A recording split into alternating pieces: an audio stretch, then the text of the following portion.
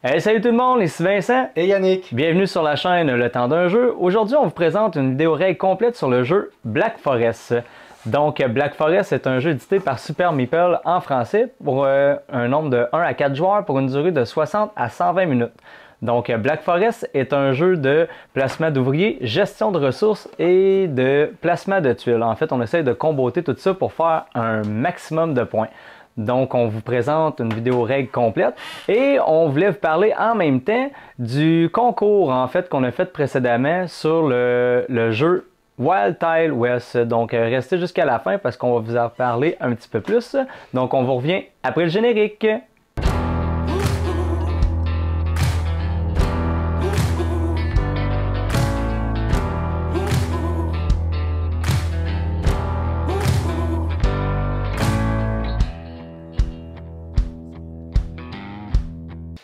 Alors, dans Black Forest, en fait, on incarne un personnage qui est un souffleur de verre dans une époque médiévale. Ça doit être au XIIIe siècle. Et puis, à cette époque-là, les verriers, ça chauffait pas au gaz hein, ni au pétrole. Donc, il leur fallait du bois pour alimenter leur four. Et d'où le thème Black Forest, puisque donc Black Forest, c'est une forêt qui est en Allemagne. Donc, les verriers circulaient de village en village pour pouvoir trouver du bois dans la forêt noire et puis alimenter leur four pour faire leur pièce de verre. Donc on va incarner un de ces personnages et puis on va se balader de village en village sur le plateau et on va faire travailler des artisans pour nous. Ces artisans qui vont nous donner des ressources et ces ressources, on va pouvoir les dépenser pour souffler notre verre et puis ça va nous permettre aussi de gagner des tuiles bonus. Donc on va dépenser nos ressources. Il y a une mécanique très intéressante d'ailleurs, Oui. on en parlera pour la gestion de ressources, c'est très original. Moi j'ai beaucoup aimé juste pour ça. Et puis celui qui aura fait le plus de points à la fin de la partie évidemment va avoir gagné. Donc on vous présente ces règles. Alors, au niveau de la mise en place, il va y avoir plusieurs segments. Donc, je vais commencer par les plateaux bâtiments. En fait, dans un des plateaux bâtiments, c'est des tuiles qu'on va pouvoir aller chercher pour faire des points de victoire. Donc, on a des tuiles qu'on va devoir poser, deux de niveau 1, une de niveau 2 et une de niveau 3. Alors, pour les deux autres plateaux bâtiments, pour les petits bâtiments, en fait, on va placer les tuiles qui sont numérotées. Je vais vous en montrer une. Donc, ici, on a la tuile 22A qui fait référence, dans le fond, au numéro sur le plateau. Donc, vous allez placer les tuiles numérotées sur les bons emplacements, qui fait référence, en fait, les tuiles qui vont faire référence aux différentes ressources, soit au cochon, au bœuf. Ça peut donner des pâturages, différentes ressources, comme ici les ressources de briques, de bois, de sable. De charbon, eau, porridge et viande. Donc, on va placer toutes ces tuiles-là. Et dans le fond, ces tuiles-là font référence, donc tout ce qui est les tuiles bleues, ce sont des échanges de ressources. Les tuiles beige-gris, c'est des effets instantanés lorsque vous allez acheter la tuile. Et les tuiles rouges, comme celle-ci, c'est des effets en fait qui vont persister toute la partie lorsque vous allez remplir les conditions. Donc, on va passer maintenant à la mise en place pour le plateau personnel du joueur avec sa parcelle de terrain. Donc, vous allez prendre votre plateau de joueur avec les jetons en bois correspondants. Donc, au départ, vous allez placer le jeton brique sur le numéro 3. Vous avez un pion de verre que vous allez mettre sur son emplacement indiqué. Vous avez le sable, le charbon, l'eau et le bois, ainsi que les jetons baluchons de déplacement, de caravane, de porridge, de viande et un autre de charbon. Ici, on va mettre un petit parchemin qui va faire en sorte que lorsque la flèche va atteindre le parchemin, ça va vous permettre d'avoir une ressource et de mettre des missions sur le plateau qu'on va vous présenter le plateau principal tout de suite après la fin de la mise en place des plateaux de joueurs individuels. Donc, super important au niveau de la mise en place du plateau individuel de mettre en fait les flèches comme indiqué ici. C'est bon. Et ensuite, au niveau de la parcelle, vous allez avoir deux tuiles eau à mettre, deux forêts, deux prés et un atelier avec une petite pièce en verre ici qui va faire en sorte que lorsque vous allez atteindre en fait le bout de la piste, ça va vous permettre de vous rajouter une parcelle de terrain afin de continuer votre expansion. Et la parcelle que vous rajoutez va vous donner 2 points de victoire. Au niveau de la mise en place du plateau principal, en fait, là, vous allez avoir plusieurs tuiles à placer. Afin de les placer convenablement, vous allez prendre, en fait, chaque tuile a un dos, en fait, avec un icône qui peut se retrouver à plusieurs places sur le plateau. Donc, c'est juste de placer, en fait, là, les différentes tuiles sur le schéma de la tuile indiqué. Donc, ensuite, vous avez les tuiles mission que vous mettez à leur emplacement. Et ensuite, vous allez prendre votre jeton et le mettre à une place sur le village. Et on prend les différents jetons qui représentent les cochons et les vaches et on les met à côté du plateau. Alors, comment se décomposent les tours de jeu de Black Forest? La première chose, c'est qu'on a une option facultative où on va pouvoir dépenser une marchandise. Par exemple, ici, je ne peux pas la dépenser parce que je suis à 0, mais en admettant que je puisse la dépenser, je vais dépenser ma marchandise pour pouvoir changer la tuile marchand avec n'importe quelle autre tuile du plateau. Je ne suis pas obligé d'être dans le village pour changer ma tuile. Donc je pourrais par exemple la changer ici contre celle-là. Donc on essaye de trouver un échange qui peut être arrangeant pour nous. Là c'était pour l'exemple. On va la remettre en place.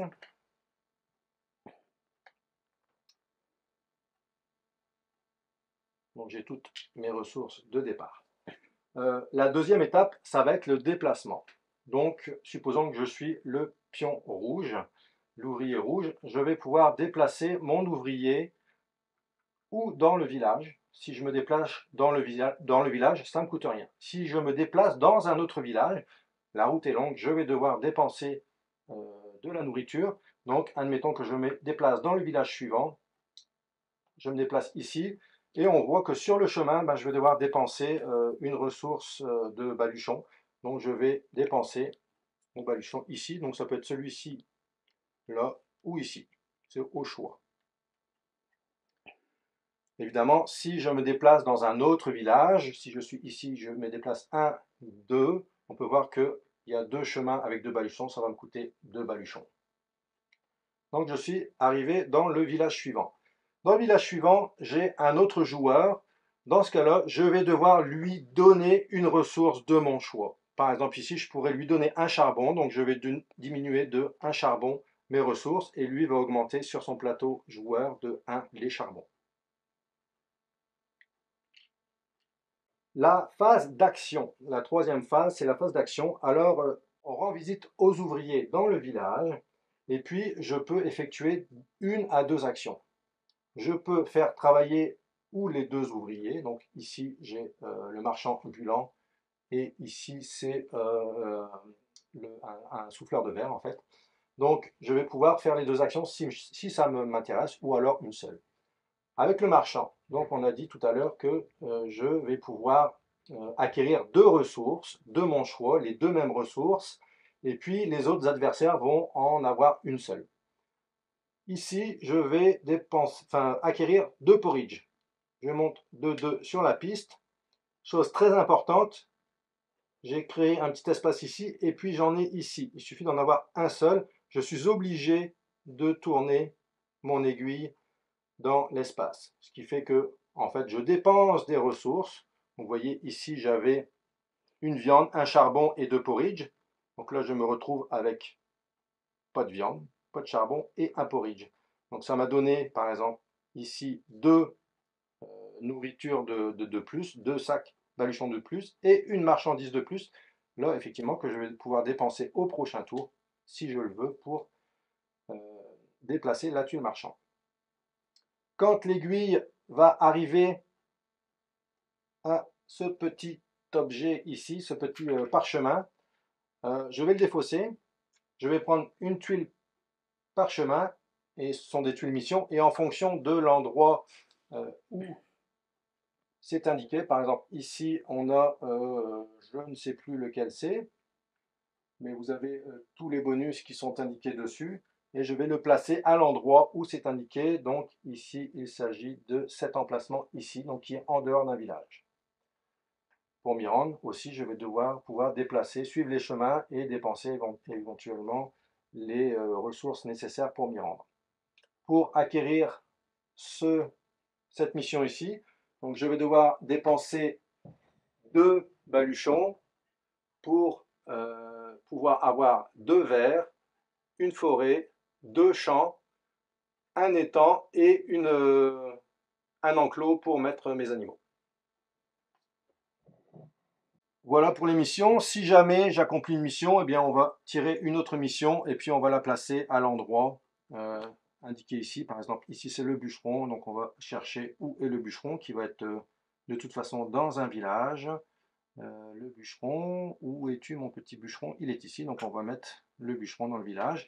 Et puis si on a pour le bûcheron par exemple 3 forêts, on va pouvoir gagner 5 bois, 4 viandes et un bœuf. Si jamais on est bloqué sur le plateau, c'est-à-dire qu'on ne peut pas faire d'action, on n'a pas assez de ressources, on n'a plus de baluchons pour se déplacer, on a possibilité de se mettre au milieu du village et à ce moment-là, ben, on n'a plus de ressources, on est pauvre et on va pouvoir mendier. Alors mendier, ben, on va gagner une ressource de base de notre choix sur notre plateau. Par exemple ici, je pourrais décider de gagner un charbon et je vais augmenter d'un charbon. Alors, on va faire un petit peu le tour des tuiles, vous présenter quelles sont les ressources qu'on va pouvoir gagner en fonction des endroits où on va se trouver dans le village. Ici, on a la laitière, donc je dépense un bœuf, je vais gagner un porridge, ou par cochon, ou par bœuf, excusez-moi, dans une forêt, je vais gagner un bois. Je vais pas toutes vous les montrer, mais on va faire le tour rapidement. Ici, je vais dépenser une forêt pour gagner un bois et pouvoir faire une construction. Les constructions sont importantes puisque ça va être les tuiles ici qu'on va pouvoir acquérir pour nous donner des bonus supplémentaires. Par exemple, ici, j'ai 3 bois, en admettant, pour la cause, que mon aiguille est ici. Donc j'ai un vert.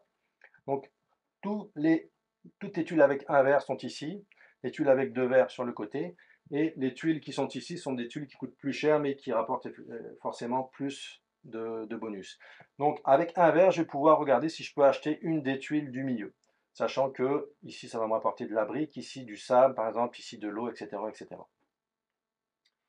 Avec cette tuile de 1 verre, je pourrais par exemple acquérir cette tuile-là, qui est un bonus instantané. Je vais dépenser un verre, 2 briques, 1, 2, et 2 bois, 1, 2. Donc je diminue mes ressources et je vais pouvoir placer cette tuile sur ma parcelle. Cette tuile qui est un bonus instantané, elle va me rapporter 3 sables et un bœuf. Et on voit la petite étoile avec le numéro 2, ça va me rapporter 2 points de fin de partie. Donc je vais pouvoir 1, 2, 3 monter à 3. Je vais prendre un bœuf que je vais pouvoir mettre dans mon enclos ici.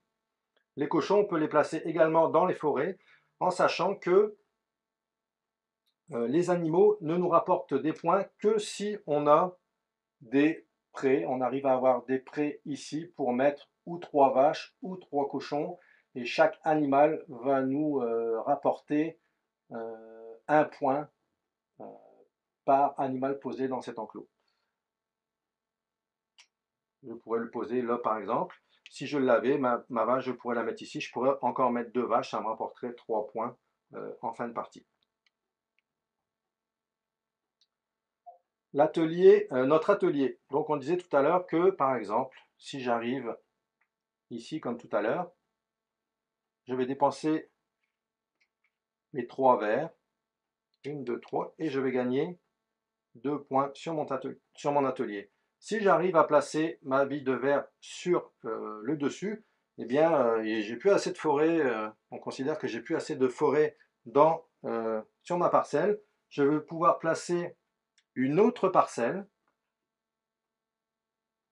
Je vais déplacer mon atelier sur cette parcelle et je vais recommencer en bas. Si jamais j'arrivais en haut et que j'avais encore un déplacement, moi, je vais pouvoir me déplacer sur le dessus tout de suite.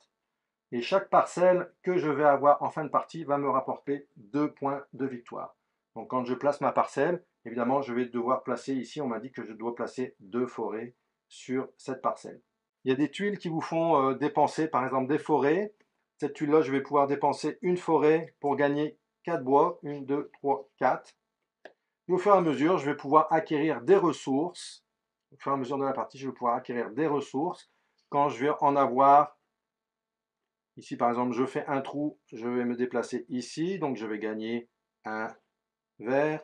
J'ai perdu mon charbon parce que je l'ai dépensé pour chauffer mon four pour faire du verre. Ici, j'ai perdu un eau, j'ai perdu un, etc., etc. Donc, on perd des ressources ici pour en gagner de l'autre côté. C'est pareil ici, on perd des ressources de base ici pour en gagner de l'autre côté.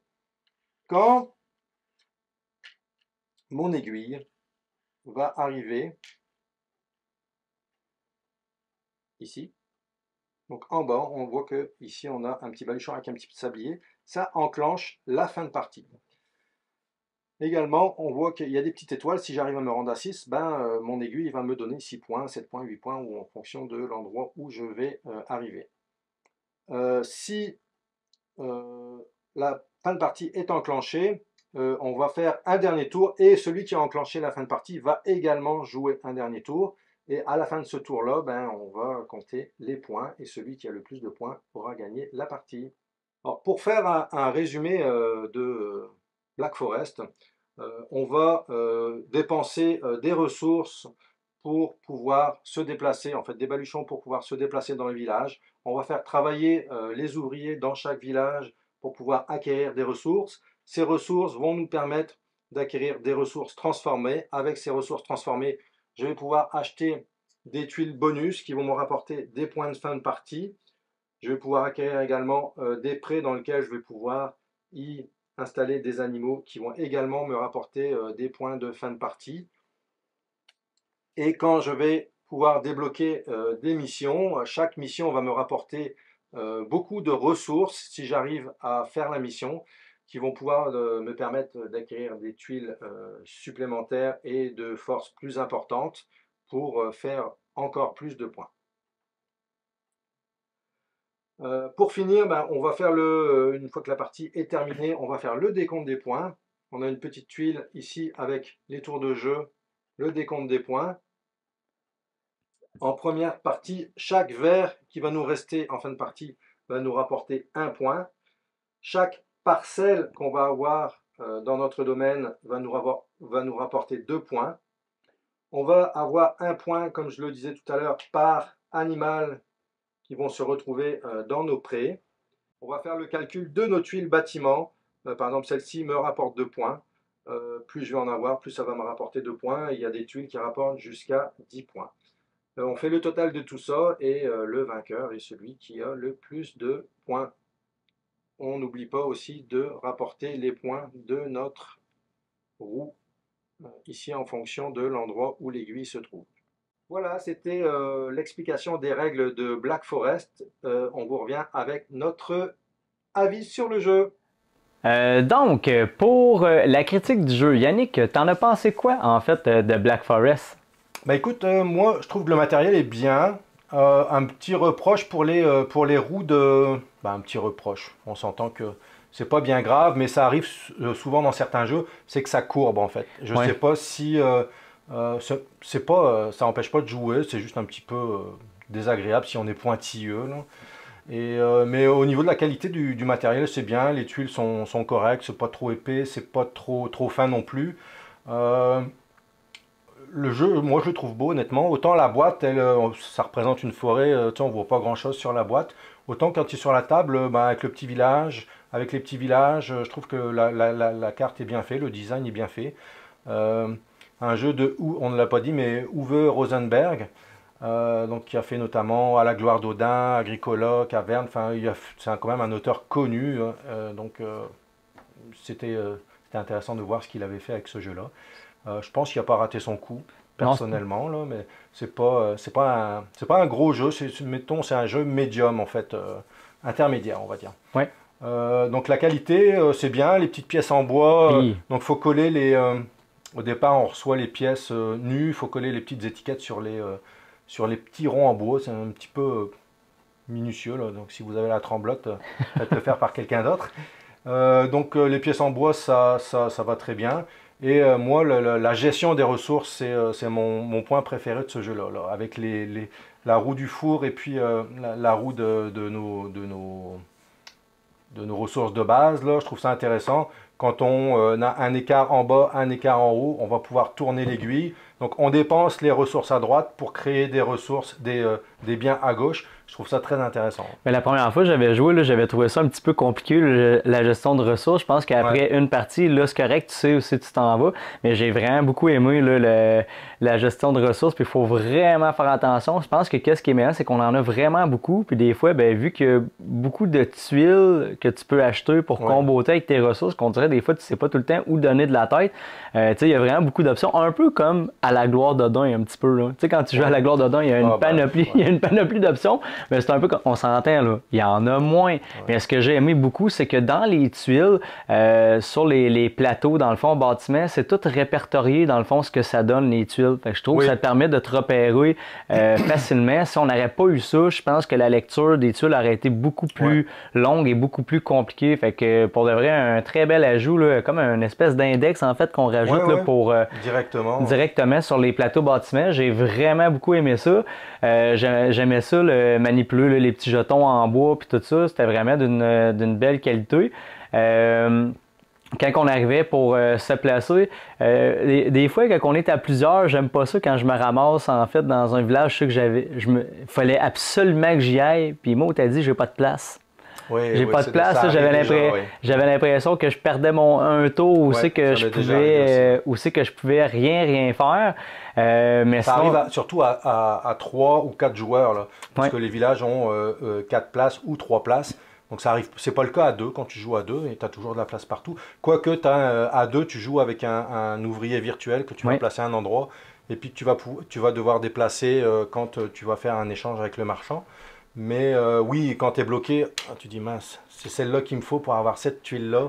T'espères qu'il n'y a personne qui va l'avoir. Ou alors une tuile bonus, là, ça m'est déjà arrivé de me la faire souffler sous le nez. Là, c'est un petit peu frustrant, mais ça fait partie du jeu. J'ai bien aimé le fait qu'on puisse échanger en fait la tuile marchand avec une autre, avec notre ressource de caravane, tout ça. Ça l'aide quand on est bloqué de se donner des ressources. Puis même si on pouvait pas rien faire, mettons, il n'y avait rien qui nous intéressait, on pouvait se mettre au milieu pour avoir une ressource de notre... Tu peux toujours aller mendier et puis récupérer une ressource de ton choix. De notre choix.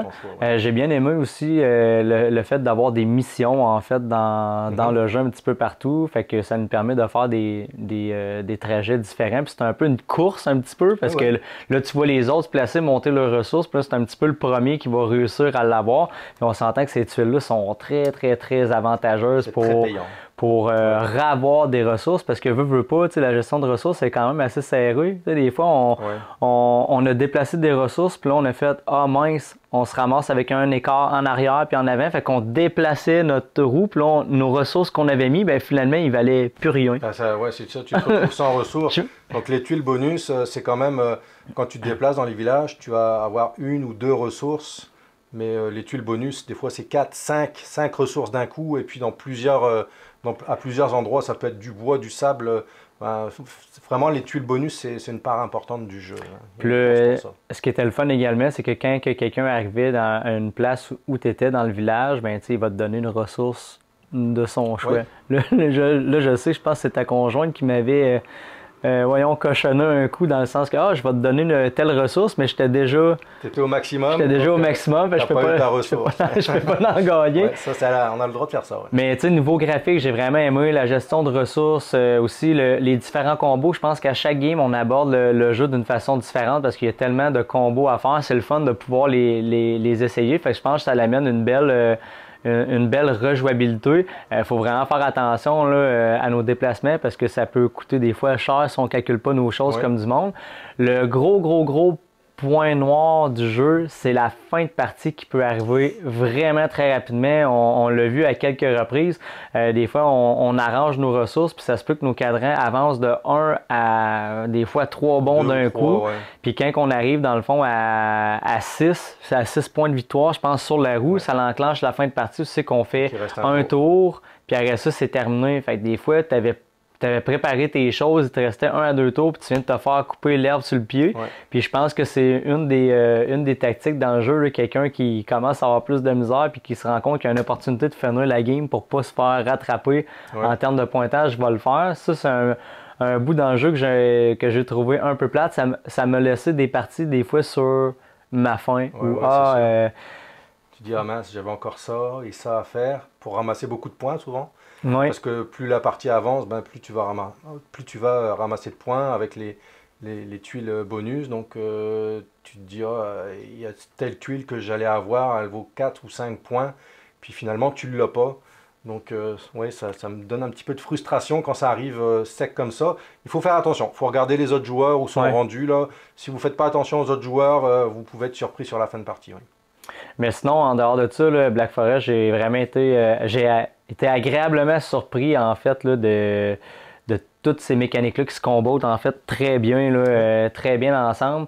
C'est un jeu, je pense que pour moi, avait passé sous le radar, puis j'étais bien content que tu l'aies acheté. Ça nous a permis de le tester à quelques reprises, mais une très très belle surprise pour moi. Black Forest. Donc, est-ce que tu avais d'autres choses à rajouter pour... Non, moi, un petit peu comme toi, j'avais vu passer quelques commentaires dessus, quelques vidéos. Et puis, je sais pas, toi, moi, la boîte minimaliste comme ça m'attirait déjà. Je sais pas, tu n'es peut-être pas fan du graphisme de la boîte. Puis, c'est là que j'ai commencé à regarder ce que c'était que Black Forest en voyant des images. J'ai dit, oh, ça peut être un bon jeu qui va rentrer dans notre palette jeu euro, là, donc je suis pas déçu de l'avoir. Ouais. Donc, de mon côté, pour Black Forest, je donnerais la note de 7.5 sur 10. J'ai vraiment beaucoup apprécié le jeu.